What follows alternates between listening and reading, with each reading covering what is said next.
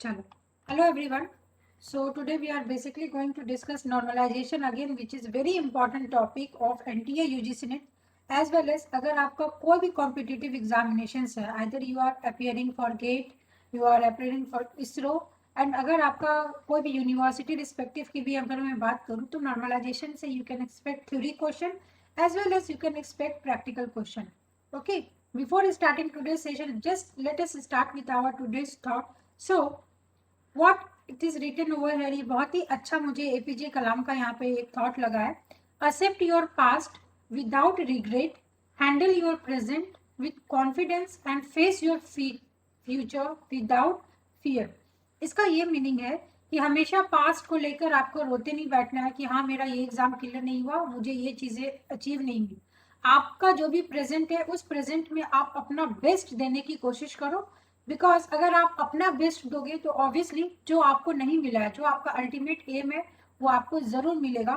And future में क्या होने वाला है उसके लिए अभी से आपको सोचने की जरूरत नहीं है. जो होना है वो होगा ही. तो आपका क्या काम होना चाहिए, without considering future, without considering past, आप प्रेजेंट में रहिए और अपने जो भी प्रॉब्लम्स है उसको टैकल करने की कोशिश करिए. एंड डे बाय डे अपने आप को इन्हांस करने की कोशिश करिए. इन्हांसमेंट इन एनी फील्ड, अगर आप अच्छा सीख सकते हो, अच्छा बोल सकते हो, कुछ नया कोर्स सीख सकते हो, कुछ नई चीज़ों के बारे में आप नॉलेज ले सकते हो. सो इस ब्यूटीफुल कोटेशन के साथ आज हम अपना क्लास शुरू करते हैं. What is normalization. तो नॉर्मलाइजेशन से आप क्या समझते हैं, पहले इसको समझना बहुत ही जरूरत है. बिकॉज इससे आप थ्योरी क्वेश्चन भी आप देखोगे, एनटीए यूजीसी नेट ने कई बार पूछा है. वो आपको 3-4 ऑप्शन दे देंगे, उसमें से आपको एलिमिनेशन मेथड का यूज करके ये फाइंड आउट करना होता है वेदर वो नॉर्मलाइजेशन का पार्ट है या नहीं है. So what is normalization. Database normalization is the process of organizing the attributes of the database to reduce or eliminate data redundancy. तो यहाँ पे बात आती है कि अभी तक हमने ये पढ़ा है एंटिटी रिलेशनशिप डायग्राम. तो पहले आपको नॉर्मलाइजेशन पढ़ाने से पहले हमने ईआरडी डायग्राम इसलिए सीखा है कि आप जो भी एंटिटी रिलेशनशिप डायग्राम बनाओगे, ठीक है, इसको ही हम कन्वर्ट करते हैं किसके फॉर्मेट में, टेबल के फॉर्मेट में.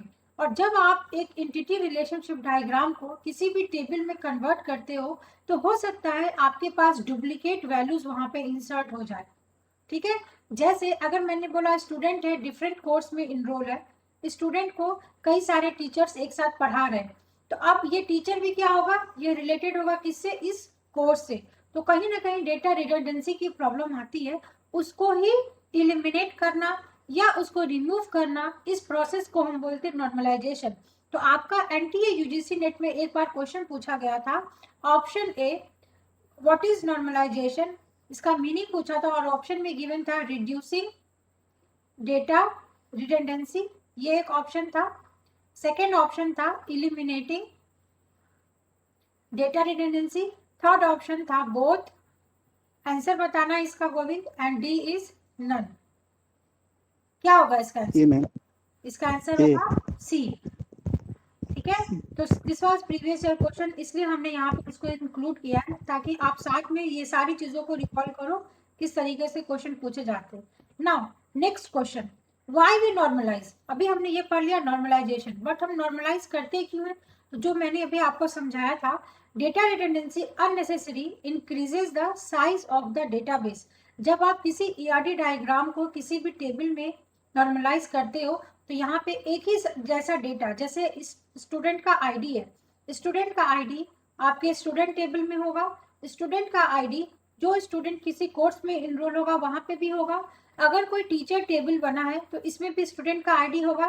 तभी तो ये मालूम पड़ेगा ना कि ये पर्टिकुलर स्टूडेंट, अगर कोई स्टूडेंट अमन है, अमन किस कोर्स में पढ़ता है और कौन सा टीचर उसको पढ़ा रहा है. तो कहीं ना कहीं एक स्टूडेंट की इंफॉर्मेशन मल्टीपल जगह पे है स्टोर.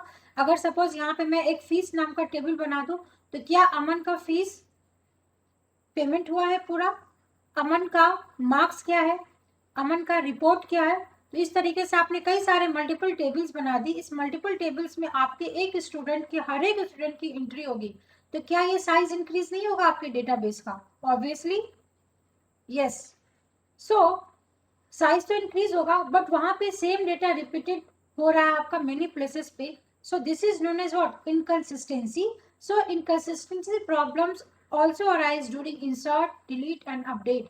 तो ये तो बात होती है कि पहले जब आपके मल्टीपल इंफॉर्मेशन स्टोर हो गए तो आपके 3 एनोमलीज होते हैं. इस पे भी क्वेश्चन कई बार पूछा गया है. That is insert, update and delete. Ultimately जो आपका पूरा एसक्यूएल है, पूरा एसक्यूएल सिर्फ इसी 3 पे बेस्ड होता है, इंसर्ट, डिलीट एंड अपडेट. अगर आप इंसर्ट कर रहे हो एक ही रिकॉर्ड, अगर आप मल्टीपल टेबल्स में इंसर्ट कर रहे हो वो भी प्रॉब्लम है. अगर आप डिलीट कर रहे हो, अगर मल्टीपल टेबल्स, अगर सपोज एक आकाश नाम का एक स्टूडेंट है, वो टीसी लेकर उसने कॉलेज छोड़ दिया, ठीक है. तो जैसे ही इसने कॉलेज छोड़ा, इसकी एंट्री सारे टेबल से डिलीट होनी चाहिए. उसका फीस स्ट्रक्चर क्या था, उसका रिपोर्ट क्या था, वो किस कोर्स में था, वो किस क्लास में था, सो एंड सो हर एक जगह से उसका रिकॉर्ड डिलीट होना चाहिए. सिमिलरली अपडेट, अगर मैंने बोला आकाश एक स्टूडेंट है, उसने अपनी फीस की एंट्री की, उसने फीस फॉर्म फिलअप किया है ना, फॉर्म फिलअप किया, तो उसने अगर लेट अस सपोज फॉर्म नहीं, अगर आकाश का एड्रेस चेंज हो रहा है, ठीक है, अगर आकाश का एड्रेस चेंज हो रहा है तो कहीं पे भी जो डेटाबेस होगी स्टूडेंट की, उसमें चेंज होगा उसका एड्रेस, बिकॉज वहां पे हम पर्सनल डिटेल्स स्टोर करते हैं. फिर एक टेबल अगर है रिपोर्ट, जहां से रिपोर्ट हम सारे स्टूडेंट के घर पे सेंड करते हैं, यहाँ पे भी एड्रेस फील्ड होगा, यहाँ पे भी चेंज होना चाहिए. That's why we can say why we normalize this data redundancy unnecessary increases the size of database as the same data is repeated in many places. So inconsistency problem also arise during insert, update and delete options. So these are the questions, theoretical questions जिस पे already आपके previous year question आए हैं. Hence we can say normalization means either reducing or removing data redundancy. और यहाँ पे और भी आ सकता है और यहाँ पे both भी आएगा, ठीक है, दोनों का मीनिंग होता है. So this was normalization. इसके बाद अब हम यहाँ पे ये समझते हैं कि अगर आपको एक एग्जाम में क्वेश्चन देगा, तो थ्योरी क्वेश्चन तो हमने डिस्कस कर लिया, अब इसके प्रैक्टिकल क्वेश्चन कैसे आएंगे. तो late us suppose this is the ERT given, ये आपको एक ईआरटी गिवन है, ये हमने इसी एग्जाम्पल को हम लेके चलेंगे, दैट इज स्टूडेंट. ये क्या है, this is known as entity, correct. If you have any doubt just unmute your mic और मेरे से क्वेश्चन पूछ लेना. These are known as what? Attributes. यहां तक हमें मालूम है. Now इसका नाम बताओ, इस एट्रीब्यूट का क्या नाम है? What is this attribute? What is the name of this attribute? यहाँ पे ये अंडरलाइन है.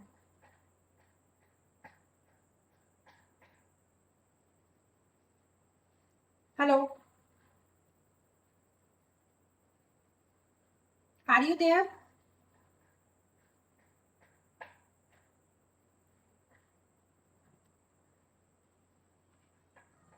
दिस वन, यहाँ पे जो मेरा यहाँ पे है, इसका नाम क्या है? This is primary key attribute, this is composite attribute and this is known as multi value attribute. And इसको आप बोल सकते हो this is known as simple attribute. Is it सही है? ये इतना सही है? यस और नो? यहाँ पे मैं एक और बना देती हूँ, बिकॉज इसका डायग्राम हमें मिलता नहीं है फ्लो चार्ट में. This is known as let us suppose as. ये आपका क्या हो गया? Derived attribute. These are the basic important attributes, ठीक है. हमने ये डिजाइनिंग कर ली. इस डिजाइनिंग को करने के बाद आपका मेन टास्क क्या होता है? इस ईआरडी को अब आपको कन्वर्ट करना है टेबल में. तो कैसे कन्वर्ट करेंगे? हमने प्रीवियस में पढ़ा था कि जो आपका एंटिटी है, जितने नंबर ऑफ एंटिटीज आपके एंटिटी रिलेशनशिप डायग्राम में होंगे, उसका आप क्या बना दोगे? इसका आप टेबल बना दोगे. तो नेम ऑफ द टेबल क्या हो जाएगा? Student, which is also known as relation. इसके बाद जितने भी आपके एट्रीब्यूट्स होंगे, those all attributes will be known as attribute. मतलब ये चीज, दिस इज नोन एज आपका वो क्या कन्वर्ट हो जाएगा? कॉलम. जितने भी एट्रीब्यूट्स होंगे उसको आप किस में मैपिंग कर दोगे? In the form of columns. Entity को हमने किसके फॉर्मेट में मैप कर दिया? टेबल के फॉर्मेट में. And table is what? It is the combination of row and column. और जब आप हर एक वैल्यूज को इंटर करते हो, दैट इज इंसर्ट क्वेरी जब आपकी चलेगी, तो these are known as tuples. और इसको आप क्या बोलोगे? रो. तो यहाँ हमने मैपिंग करना सीख लिया. अब जिस तरीके से आप एक स्टूडेंट की एंट्रीज क्रिएट करोगे, एंट्रीज क्रिएट करने का मतलब instance we are going to create, जिसको आप ऑब्जेक्ट ओरिएंटेड में बोलते हो, we are going to create the object. तो जैसे ही जैसे इंसर्ट क्वेरी चलेगी वैसे वैसे आपका इंस्टेंस क्रिएट होगा। नाउ रिलेशनल मॉडल को किसने प्रपोज किया था? ईएफ कोड ने। ये यहाँ पे इसलिए लिखा है क्योंकि कभी कभी पेपर 1 में आपका ये क्वेश्चन पूछ सकता है, तो इसलिए पेपर 1 के हिसाब से भी मैंने यहाँ पर डाल दिया। इसके 12 रूल्स होते हैं जिसपे मैं एक वीडियो बना दूंगी, सिंपली उसको आपको एक बार रीड कर लेना है, बिकॉज इससे क्वेश्चंस एलिमिनेशन मेथड पे कई बार आया है, तो इसलिए हम उसको एक सेपरेट वीडियो में कवर कर लेंगे ना। हमने यहाँ पे मैपिंग कर ली। अब हमें नेक्स्ट क्या समझना है? नॉर्मलाइजेशन को समझने से पहले फंक्शनल डिपेंडेंसी क्या होता है। यहाँ पे फंक्शनल डिपेंडेंसी का मीनिंग होता है रिलेशनशिप। हमने ईआरडी में ये देख लिया एंटिटी क्या होता है, एट्रीब्यूट क्या होता है, बट ये रिलेशनशिप अभी रह गया।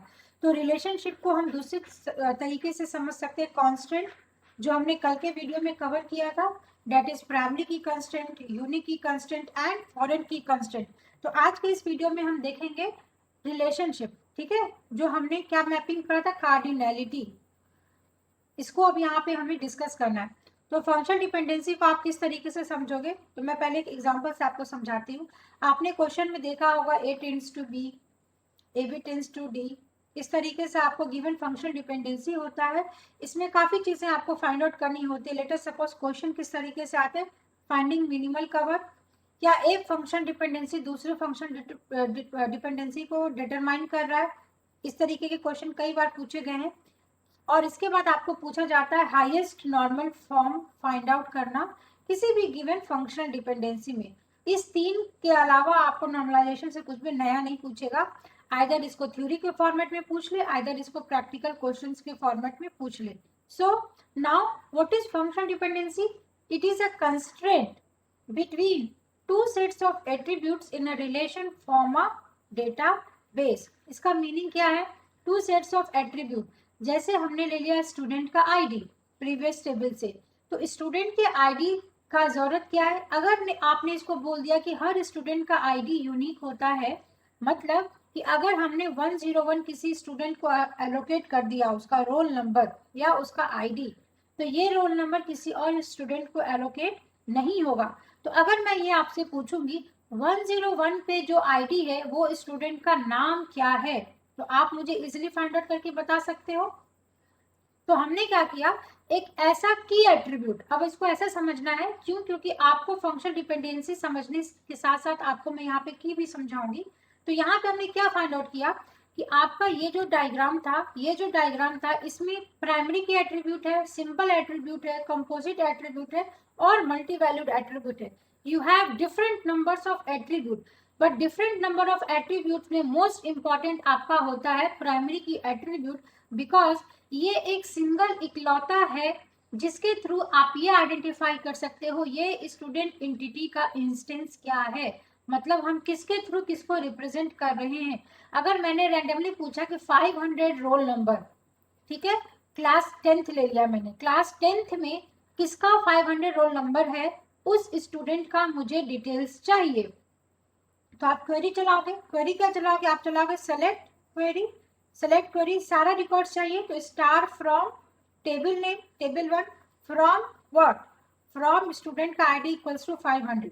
तो हमें 500 के रिस्पेक्ट में, अगर यहाँ पे मैंने लिख दिया 500 के रिस्पेक्ट में मेरी ये सेलेक्ट क्वेरी चलेगी और मुझे ये सारी वैल्यूज यहाँ पे रिट्रीव हो जाएगी। तो दिस इज हाउ कि आपका एक क्वेरी है, उस क्वेरी को समझने के लिए आपने एक एसक्यूएल क्वेरी चलाई और एसक्यूएल क्वेरी का एग्जीक्यूशन हुआ। अब एग्जीक्यूशन ये कैसा हुआ, तो हमने एक डिपेंडेंसी बताया, वो डिपेंडेंसी क्या है, तो that is known as functional dependency, जिसके थ्रू हमने ये फाइंड आउट किया कि यहाँ पे हमने एक सिंगल की को, जो कि बहुत ही इंपॉर्टेंट की है, जिसको हम बोलेंगे की एट्रीब्यूट, इस एट्रीब्यूट के साथ हम सारी वैल्यूज को रिट्रीव करेंगे और इस फंक्शनल डिपेंडेंसी को आप इस एरो से रिप्रेजेंट करते हो। मतलब ये क्या कर रहा है, फंक्शनली डिटरमाइन कर रहा है इस एट्रीब्यूट को। तो ये फंक्शनल डिपेंडेंसी का कॉन्सेप्ट समझ में आया आपको। इसलिए यहाँ पे लिखा है it is a constraint between two sets of attributes in a relation. ये दोनों आपका एट्रीब्यूट ही है ना, स्टूडेंट का आईडी और स्टूडेंट का नेम, ये दोनों एट्रीब्यूट है ना। ये देखो, स्टूडेंट की आईडी और स्टूडेंट का नेम, तो इन दोनों के बीच में हम क्या करें, इन दोनों के बीच में हम रिलेशन इस्टेब्लिश कर रहे हैं, या हम बोलेंगे इन दोनों के बीच में हम एक कंस्ट्रेंट इस्टेब्लिश कर रहे हैं। ये दोनों एक दूसरे को आइडेंटिफाई कर रहा है, एक दूसरे के साथ डिपेंडेंट है, इसलिए इसे हम क्या बोल रहे हैं, फंक्शनली डिपेंडेंसी। यहाँ तक समझ में आया, क्लियर? जो भी लर्नर्स, मैं बस एक सिंगल सी बात बोलना चाहूंगी, बिकॉज कि I am recording every session, तो इस वीडियो को जो भी लर्नर्स बाद में देखते हैं ऑफलाइन मोड में, तो अगर उनको कोई भी डाउट होता है तो वो इस वीडियो के कमेंट सेक्शन में जरूर पूछ लेना, ठीक है? सो दैट मैं नेक्स्ट जब भी वीडियो बनाऊंगी तो आपका क्वेरी वहां पे इंक्लूड कर दूंगी। Govind, is it clear? Yes ma'am. Okay, अब यहाँ पे हम देखेंगे, अब उसी चीज को बहुत डिटेल में समझना है। आपके क्वेश्चन इसमें से कैसे बनते हैं। नॉर्मलाइजेशन का हमने थ्योरी पढ़ लिया। इस नॉर्मलाइजेशन को आप 3 ब्रॉड कैटेगरी में डिवाइड करोगे, that is there are so many types of anomalies. November 2020 में आई गेस, या दिसंबर 2019 में आपको एक क्वेश्चन आया था एनोमलीज से। तो इंसर्ट, अपडेट, डिलीट, आपके ये 3 तरीके के एनोमलीज होते हैं। एनोमलीज का मीनिंग ये होता है जो आपकी रिडंडेंसी होती है, उस रिडंडेंसी को आप किस तरीके से रिड्यूस करते हो, तो इस तीनों का इम्पैक्ट होता है। उसके बाद जब हम फंक्शन डिपेंडेंसी पढ़ते हैं, वहां पे आपसे कभी कभी क्वेश्चन में पूछता है what is trivial relationship, what is non trivial function dependency and what is transitive dependency. तो इसको हम एक नेक्स्ट सेपरेट वीडियो में कवर कर लेंगे, बिकॉज जो अभी हम ये पढ़ने वाले हैं, ये सारी चीजें इसमें कहीं ना कहीं इसकी यूज होती है, बट मैं आपको ये सब चीजें, भारी शब्द जो होते हैं ना, ये भारी शब्द आपको रटने की जरूरत नहीं है। मैं इसको बहुत ही सिंपल वे में, जब इसको मैं अभी पढ़ाऊंगी तो इसके साथ मैं इसको भी इंक्लूड कर दूंगी, ठीक है? बट आपको ये कैटेगरी समझना बहुत ही इंपॉर्टेंट है कि नॉर्मलाइजेशन का मतलब आप हमेशा ये समझते हो सिर्फ ये चीज, नॉर्मल फॉर्म। तो ऐसा नहीं होता है। नॉर्मलाइजेशन का मतलब ये 3 ब्रॉड कैटेगरीज होती है। ओके, नाउ अब यहाँ से हम नॉर्मलाइजेशन पे आ जाएंगे। नॉर्मलाइजेशन के क्वेश्चन को सॉल्व करने के लिए इस पे आपके क्वेश्चन ज्यादातर फंक्शन डिपेंडेंसी गिवन होता है, और आपको हाईएस्ट नॉर्मल फॉर्म कैलकुलेट करना होता है, ठीक है? कई बार क्वेश्चन में आपको पूछ देगा इससे, जो आपका 2000 जून 2019 में आई गेस आपके कॉम्प्रिहेंशन क्वेश्चन इससे पूछे गए थे, तो डेट वॉज वेरी इंपॉर्टेंट। इसका मैंने एक सेपरेट वीडियो में कवर किया है, उसको एक बार आप देखना। तो आपको नॉर्मलाइजेशन समझने से पहले आपको ये पता होना चाहिए व्हाट आर कीज। तो कीज में आपके 4 इंपॉर्टेंट होते हैं, कैंडिडेट की फाइंड आउट करना, सुपर की, प्राइमरी की, ऑल्टरनेट की एंड फॉरेन की, ठीक है? ये 5 की आपके इंपॉर्टेंट होते हैं। इसके बाद आपको क्लोजर फाइंड आउट करना आना चाहिए। आपको यहाँ पे कीज को अगर आपने समझ लिया तो क्लोजर के साथ आप कैंडिडेट की फाइंड आउट करोगे। उसके बाद आप prime non prime attribute find out करोगे। उसके बाद हर एक नॉर्मल फॉर्म के अपने प्रॉपर्टीज होते हैं, उस प्रॉपर्टीज के बेसिस पे आप हाईएस्ट नॉर्मल फॉर्म को देन जाकर कैलकुलेट करोगे। इसलिए ये सारा इंपॉर्टेंट टॉपिक है। अब हम एक एक करके देखेंगे। इसको अभी यहाँ पे मैंने लिखा नहीं है, तो सबसे पहले यहाँ पे मैं आपको बताती हूँ कीज, ठीक है? कीज कैसे फाइंड आउट करेंगे, तो जो हमने ईआरडी मॉडल बनाया था जिसमें अंडर स्कोर होता है आपका, this is known as primary key. Primary key का मीनिंग होता है कि वो एक यूनिक की है जिससे कि आप आइडेंटिफाई कर सकते हो पूरे पूरे एक टेबल को, पूरे पूरे एक रिलेशन को। अब यहाँ पे डिफरेंस ये आती है कि फिर कैंडिडेट की क्या है। ओके, तो कैंडिडेट की का सिंपल सा डेफिनेशन होता है, it is a minimal super की। बाई डिफिनेशन तो नहीं याद करके आप रह सकते हो। तो अब यहाँ पे बात आती है, देखो रिलेशन, देखो आप कैसे हम सिर्फ समझेंगे। तो अभी हमने प्राइमरी की सिर्फ समझा है, कैंडिडेट की क्यों नहीं समझा है। कैंडिडेट की का डेफिनेशन मैंने बता दिया, मिनिमल सुपर की।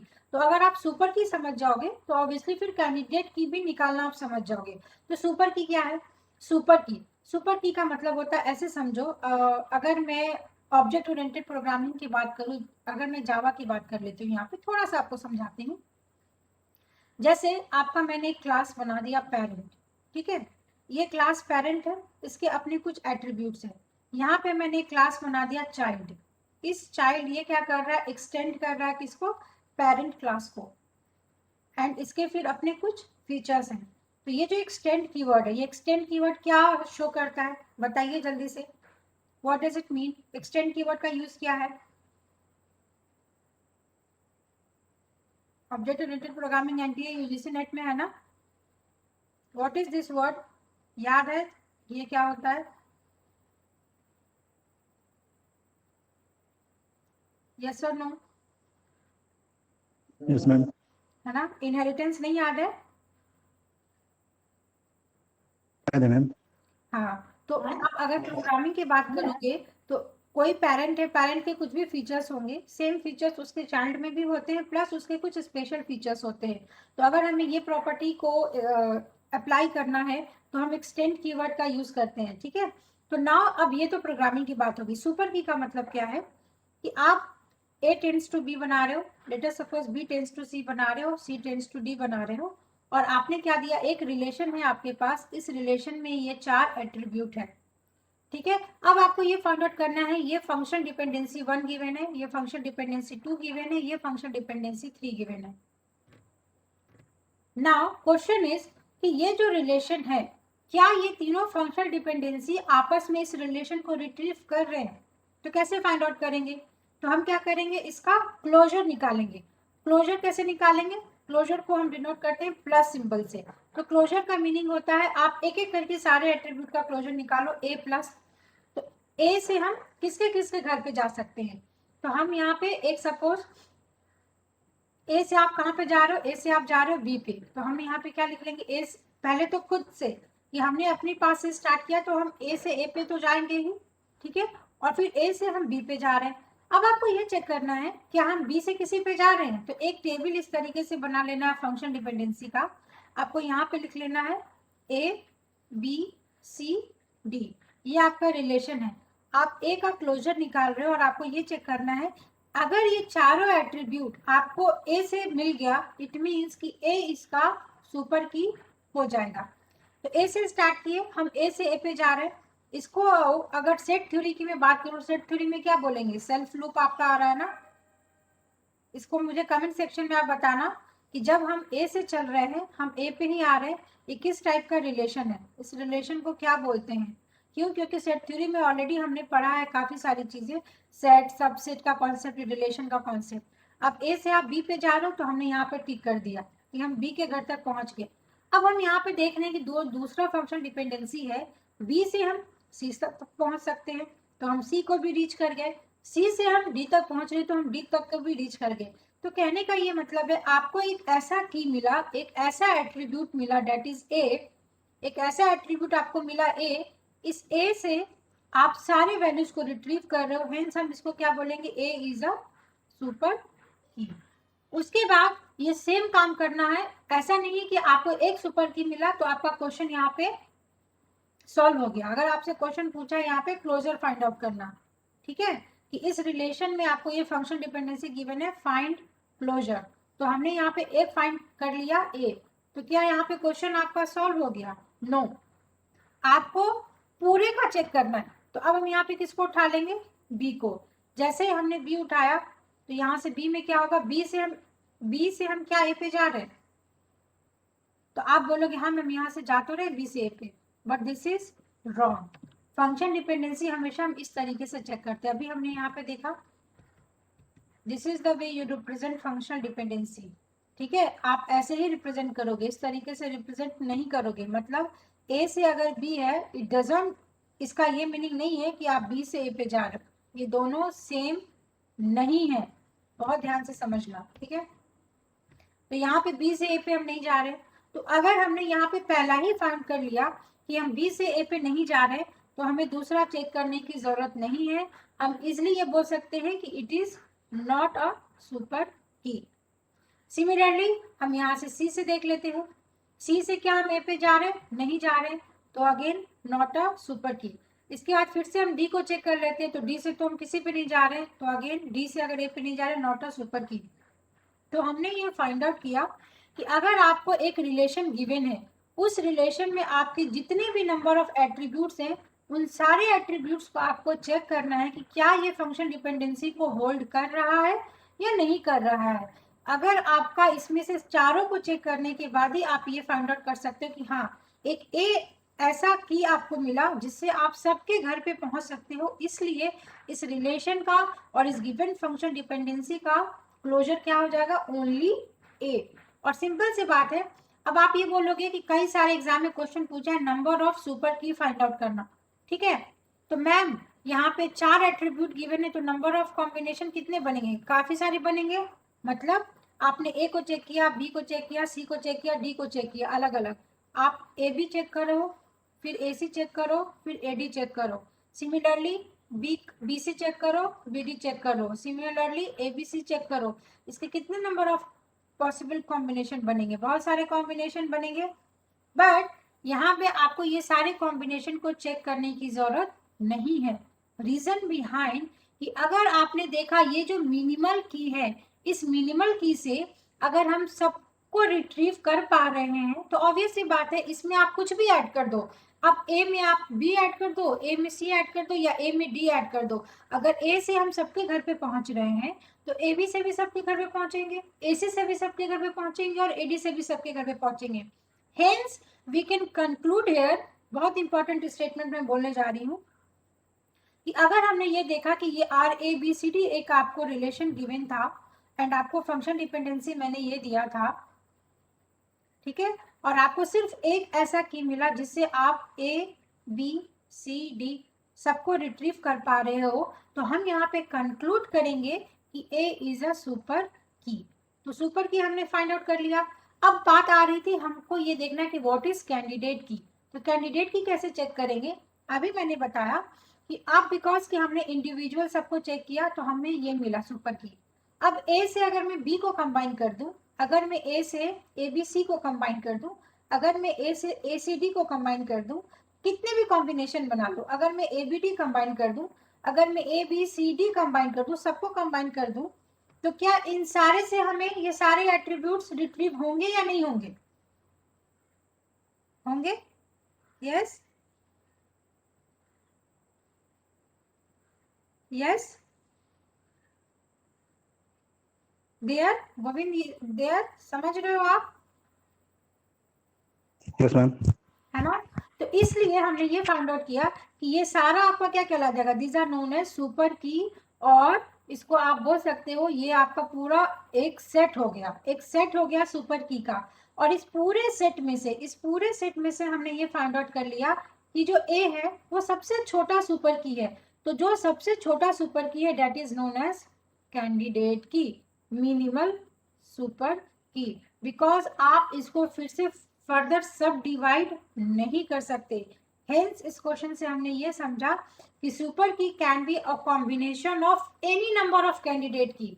अगर हमने ये फाइंड आउट कर लिया कि ए एक क्या है यहाँ पे, इसलिए हम बोल सकते हैं कि ए यहाँ पे कैंडिडेट की भी है, प्राइमरी की भी है, और ए यहाँ पे सुपर की भी है। और सुपर की यहाँ पे तो सिर्फ एक मिनिमल कैंडिडेट की आपका यहाँ पे है, प्राइमरी की है, और सुपर की जो है किसी भी गिवन रिलेशन में आपका सुपर की कई सारे हो सकते हैं, पर आपका कैंडिडेट की कितना होगा? सिर्फ one, only one will be candidate की। बट यहाँ पे सुपर की नंबर ऑफ सुपर की हो सकता है। आप ए के कितने भी कॉम्बिनेशन बनाइए, ए बी बना लो, ए बी सी बना लो, ए बी सी डी बना लो, ए बी डी बना लो, this all are super key because it is the combination of A. तो इसलिए ये सारे सुपर की है। अब इसमें से अगर हमने इन सारे सेट में से, और यहाँ पे ऑब्वियसली ए भी आएगा, इस सारे में से अगर मैंने ए को कैंडिडेट की बनाया है, या आप इसको प्राइमरी की भी बोल सकते हो, तो ये सब क्या हो गए? These are known as alternate key, these are known as alternate key. कई सारे कॉम्बिनेशन में से जब किसी एक को आप एज अ प्राइमरी की सेलेक्ट कर लेते हो और बाकी सबको फिर आप क्या बोलोगे? ऑल्टरनेट की। तो इसलिए यहाँ पे हमने इसको समझा कि सुपर की क्या होता है, प्राइमरी की क्या होता है, एंड कैंडिडेट की क्या होता है, एंड ऑल्टरनेट की क्या होता है। तो वीडियो को जरूर देखना दोबारा, अगर कोई भी डाउट होगा एंड इसके क्वेश्चन सॉल्व करना, और स्टिल कोई डाउट होगा तो आप मेरे से पूछ लेना। इसके बाद फॉरेन की क्या है? तो फॉरेन की सिंपली ये रिलेशन टेबल का है। यहाँ पे एक्चुअली जब हम नॉर्मलाइजेशन पढ़ते हैं तो फॉरेन की का ऐसा कुछ यूज नहीं होगा, ठीक है। बट एक सिंपल सी बात होती है, एक प्राइमरी की है एक टेबल का, इसी टेबल को जब आपने मैपिंग कर दिया दूसरे टेबल में, लेट अस सपोज ये T2 टेबल है, तो यहाँ पे अगर एक आईडी है तो इसी आईडी को अगर आप यहाँ पे रिपीट कर रहे हो, this is known as foreign key, ठीक है। तो यहाँ तक हमने फाइंड आउट कर लिया। साथ में मैंने आपको यहाँ पे ये भी बता दिया कि क्लोजर कैसे फाइंड आउट करते हैं। क्लोजर मतलब इसको आप रिप्रेजेंट करोगे प्लस के साथ और इससे आप सारे एट्रीब्यूट को रिट्रीव करने की कोशिश करोगे। और अगर आपको कोई एक ऐसा क्लोजर मिलेगा जिससे आप सारे एट्रीब्यूट को फाइंड आउट कर रहे हो और वो आपका मिनिमल है, then that is known as candidate key. और उस कैंडिडेट की को आप बोलोगे prime attribute. Let us suppose अगर ए भी हमारा कैंडिडेट की आया, ठीक है, तो यहाँ पे ए और रिलेशन है आपका ए बी सी डी, आपका ये एक रिलेशन है। इसमें हमें ये मालूम पड़ा कि A B is the candidate key, तो यहाँ पे प्राइम एट्रीब्यूट क्या हो जाएगा, ए बी, और नॉन प्राइम एट्रीब्यूट हो जाएगा आपका सी डी। तो this is prime attribute and non prime attribute, ठीक है। और इसके बाद जब आप इतना समझ लेते हो तो हम फिर नॉर्मल फॉर्म को फाइंड आउट करते हैं। तो यहाँ तक अगर कोई भी डाउट है तो मेरे से पूछ लो, एनी डाउट, तो फिर हम ये क्वेश्चन सॉल्व करेंगे।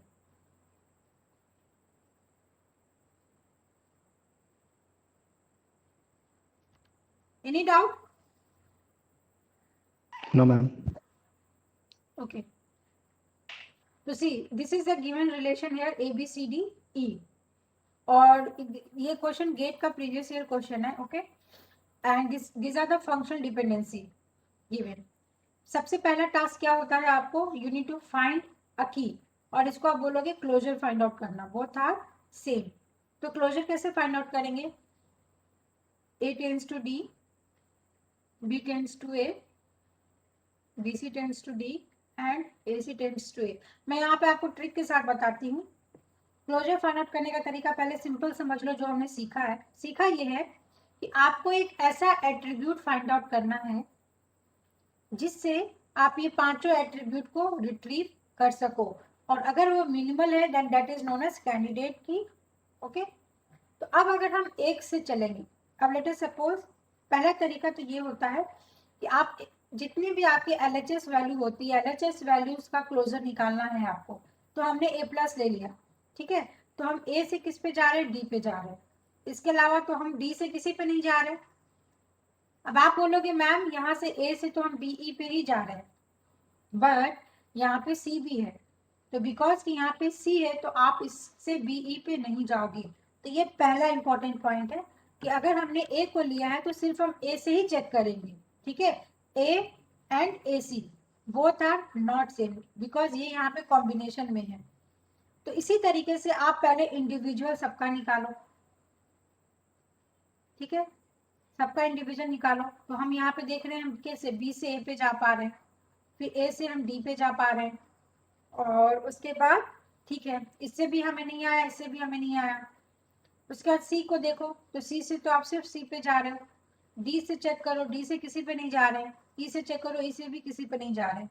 तो यहाँ पे हमें ये समझ में आया कि जब ये पांच एट्रीब्यूट है, हमने एक सिंगल एट्रीब्यूट को लिया तो वो हमारे क्लोजर में फाइंड आउट नहीं आया।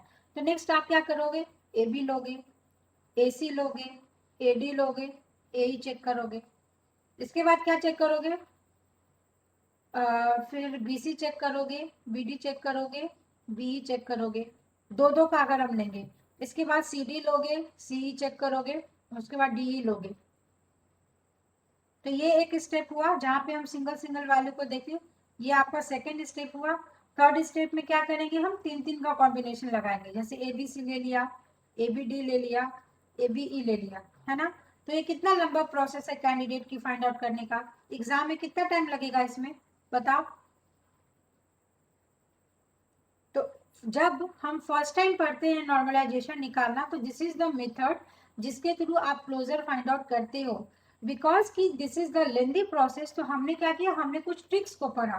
तो ट्रिक ये बोलता है कि आपको जो भी फंक्शन डिपेंडेंसी गिवन है उसके राइट हैंड साइड को देखिए, ठीक है। तो हमने राइट हैंड साइड को देखा, राइट हैंड साइड में हमें ये दिख रहा है कि हमें A मिल गया, D मिल गया और B और E मिल गया, ठीक है।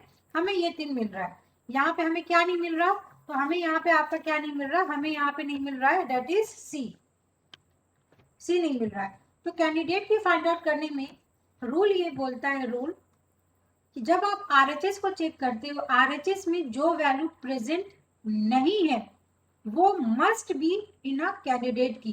क्यों? क्योंकि हम ये देख रहे हैं कि सी से हम है ही नहीं, हमारे पास सी का रास्ता ही नहीं है, तो इसका मतलब है कि सी को चाहिए, हमें सी तो चाहिए ही। तो कैसे चाहिए? तो हम सी से ही अगर शुरू करेंगे तो ऑब्वियसली हम उसके घर तक जा सकते हैं। ये तरीके से समझना है। तो आपको आरएचएस चेक करना है। तो हमने ये फाउंड आउट कर लिया कि कैंडिडेट की चाहे कुछ भी हो, ए हो, बी हो, डी हो या ई हो, वहां पे सी होना कंपलसरी है। तो अब आप सी के कॉम्बिनेशन से सिर्फ चेक करोगे, ठीक है? तो सी के कॉम्बिनेशन से अगर चेक करेंगे हम बी ई ए डी, तो सी के कॉम्बिनेशन से आप ए सी को चेक करिए, देन सी के कॉम्बिनेशन बी सी को चेक करिए, देन सी के कॉम्बिनेशन से डी को चेक करना है, देन ई को चेक करना है। तो ये चार आपका चेक करना आपको इम्पोर्टेंट है, ठीक है? यहाँ पे कोई और चेक करने की जरूरत नहीं है। अगर ए सी से चेक करेंगे तो हमें ए मिल रहा है, सी मिल रहा है, ए से हम डी पे जा रहे हैं, यस, तो डी पे जा रहे हैं। उसके बाद ए से और किस पे जा रहे हैं? ए सी से किस पे जा रहे हैं? ए सी से हम बी ई पे जा रहे हैं, बी ई। तो हमें यहाँ पे सारे एट्रीब्यूट्स मिल गए। उसके बाद यहाँ पे स्टॉप नहीं करना है, फिर बी सी से चेक करो, बी सी से बी सी पे गए, बी सी से ए पे गए, ए सी से हम किस पे जा रहे हैं? बी ई पे जा रहे हैं, ठीक है? तो इस तरीके से आपने ये फाउंड आउट कर लिया कि बी सी से भी आप सब पे जा रहे हैं। सिमिलरली सी डी को चेक करो, सी डी से कुछ भी नहीं है, सी चेक करेंगे, सी से भी कुछ नहीं है। तो यहाँ पे हमने ये फाउंड आउट कर लिया कि ए सी और आपका बी सी, ये दो ऐसे क्लोजर है जिससे आप सब पे जा रहे हो। एक बार हम क्रॉस चेक कर लेते हैं। A tends to D, B tends to A, B C tends to D and A C tends to B, ठीक है? ए बी सी डी, इस तरीके से आप बनाओगे तो कभी रॉन्ग नहीं होगा। यहाँ पे हमने ए सी ले लिया तो ए सी, उसके बाद ए से हम डी पे जा रहे हैं तो डी पे हमने टिक लगा दिया, ओके? फिर ए सी से हम किस पे जा रहे हैं? बी ई पे, तो ए सी से बी ई पे जा रहे हैं, इट मीन्स हाँ ए सी हमारा क्लोजर है। इसके बाद नेक्स्ट हम यहाँ पे ये चेक कर लेंगे बी सी, तो बी सी के नीचे टिक लगा दो, बी सी, ठीक है? बी सी से किस पे जा रहे हैं? हम डी पे जा रहे हैं, और बी से हम किस पे जा रहे हैं? ए पे जा रहे हैं, तो इट मीन्स ए से डी पे जा रहे हैं, ए सी से हम बी ई पे जा रहे हैं। हाँ, तो ये भी हमारा क्लोजर है। तो यहाँ पे आपका प्राइम एट्रीब्यूट क्या हो गया? A B and C. Non prime attribute क्या हो गया आपका? D E. ये दोनों क्या हो गई? Candidate key. और अगर इसका कॉम्बिनेशन बनाओगे, डेट इज ए सी और बी सी, अगर आपका कैंडिडेट की है, इसका कॉम्बिनेशन बना लो, A B A C B डाल दो या ए सी डी डाल दो या ए सी ई डाल दो, ये सारे कॉम्बिनेशन आपके क्या कहलाएंगे? सुपर की। तो यहाँ पे हमने ये स्टेप्स देख लिया और ये स्टेप देख लिया, ठीक है? यहाँ पे क्लियर हुआ आपको कैसे कैंडिडेट की फाइंड आउट करते हैं और प्राइम एट्रीब्यूट कैसे फाइंड आउट करते हैं? Yes, ma'am. तो यहाँ पे बता सकते हो हाईएस्ट नॉर्मल फॉर्म क्या होगा कैंडिडेट की? क्या है यहाँ पे? ए सी प्लस और बी सी प्लस और prime attribute A B C. Highest normal form क्या होगा इस गिवन फंक्शन डिपेंडेंसी का? बिकॉज ये फाइंड आउट करने के लिए आपको 1NF 2NF 3NF और एटलीस्ट BCNF का प्रॉपर्टीज मालूम होना चाहिए। तो जैसे आज के सेशन में हम इतना ही रखते हैं जिसमें हमने क्लोजर फाइंड आउट किया, और एक कॉम्प्रिहेंशन क्वेश्चन का मैं आपको एक लिंक शेयर करूंगी ग्रुप में, क्वेश्चन सॉल्व करने की कोशिश करना क्लोजर कैसे फाइंड आउट करते हैं, बिकॉज इससे भी कई बार क्वेश्चन पूछा गया है। कैंडिडेट की कैसे फाइंड आउट करते हैं, सुपर की कैसे फाइंड आउट करते हैं, एंड प्राइम एट्रीब्यूट से आप क्या समझते हो, क्योंकि प्राइम एट्रीब्यूट पे ही आपका सेकंड नॉर्मल फॉर्म का प्रॉपर्टी बेस्ड है। तो यहाँ तक रखें, कल फिर हम नॉर्मलाइजेशन देखें, Okay, ma'am. ओके?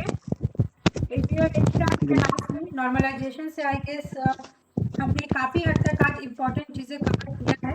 बस हमें कल हाईएस्ट नॉर्मल फॉर्म, मतलब पहले मैं सारे प्रॉपर्टीज बता दूंगी 1NF 2NF का, उसके बाद हम कैसे नॉर्मलाइजेशन चेक करते हैं वो हम डिस्कस कर लेंगे। आप एक इस तरीके से बना सकते हो, आप अपना माइक म्यूट करो, आप इस तरीके से बना सकते हो, ये डायग्राम जरूर बनाना। कैंडिडेट की is the subset of super key, और यहाँ पे होता है आपका प्राइमरी की। This is very important diagram. और आप ऐसा लिख सकते हो, कैंडिडेट की is a subset of super की। ये भी आपका प्रीवियस ईयर एक क्वेश्चन आ चुका है। ओके, कभी भी कैंडिडेट की इज ऑलवेज अ सुपर की, बट इसका जो वाइस वर्सा है ये ट्रू नहीं है। नहीं सॉरी, मैंने कुछ रॉन्ग बोल दिया। मैंने क्या बोला, कैंडिडेट की सुपर की का पार्ट है, यस, क्योंकि सारे कैंडिडेट की क्या है, सुपर की हैं, बट सारे सुपर की आपके कैंडिडेट की नहीं होते हैं। क्यों? क्योंकि जो आपका मिनिमल सुपर की होगा that is only candidate key. तो यहाँ पे ये ट्रू है, बट ये आपका ट्रू नहीं है, सिर्फ मिनिमल वाला ही कैंडिडेट की होता है। So this was important point. और इस तरीके के नोटेशन पे क्वेश्चन आते हैं, इसलिए जो आप नोट मेकिंग करोगे ये आप इस तरीके से बना लेना, प्राइमरी की, कैंडिडेट की एंड सुपर की। उसके बाद कल की हम लेक्चर करेंगे, तो कल के लेक्चर में हम क्या देखेंगे, हम इस तरीके से देखेंगे। लेट मी सी कहीं पे कोई पेज हो। हाँ, ये कल हाईएस्ट नॉर्मल फॉर्म सी, यहाँ पे हम इस तरीके से देखेंगे। 5 NF आपका होता है, फिर देन 4 NF होता है, देन आपका 3 NF होता है, सो एंड सो। तो ये हम कल की क्लास में कवर अप करेंगे, ठीक है। तो आई गेस अगर कोई डाउट है तो आप पूछो आज के सेशन में। आज से मुझे डाउट नहीं, मतलब प्रॉब्लम मुझे वही होती है जहाँ मतलब जब यहाँ पे फॉर्म आए थे ना बहुत सारे आपका फॉर्म। ये हो रहा है, बहुत 1 सेकंड। Hello everyone. सो आज के सेशन में हमने नॉर्मलाइजेशन की बहुत ही इंपॉर्टेंट टॉपिक को डिस्कस किया है, एंड कल के वीडियो में हम सारे नॉर्मलाइजेशन को चेक करेंगे कि अगर आपको एक फंक्शन डिपेंडेंसी गिवन है तो किस तरीके से आप डिफरेंट नॉर्मल फॉर्म्स को चेकआउट कर सकते हैं। And this is our YouTube channel, because we are uploading so many important content related to NTA UGC NET, because इसका एग्जामिनेशन आपके मई के फर्स्ट वीक में है। तो आप चैनल को जरूर सब्सक्राइब करें, बिकॉज यू कैन इजिली सी कि डेटाबेस मैनेजमेंट सिस्टम में हम पूरा आपको थ्योरी नहीं पढ़ा रहे हैं, करेक्ट। हम उसी पोर्शन को डिटेल में पढ़ा रहे हैं जिससे क्वेश्चंस पूछे जाते हैं, एंड कोशिश करते हैं कि एक वीडियो में एक टॉपिक कवर हो जाए, कहीं भी आपका टाइम वेस्ट ना हो। और साथ में हमने पेपर 1 का भी लेक्चर शुरू किया है। Research aptitude is very important as per your PhD entrance examinations, इसलिए हमने रिसर्च एप्टीट्यूड को लिया है। तो अगर आपको कोई भी इससे रिलेटेड डाउट होता है तो आप हमसे ज़रूर पूछिएगा, and just write down in the comment section कि किस तरीके से आपको और अच्छे लेसन्स चाहिए। अगर आपका कोई भी डाउट है तो आप हमसे कमेंट सेक्शन में ज़रूर पूछिए, एंड चैनल को सब्सक्राइब करना ना भूलें। So thank you so much, thank you so much.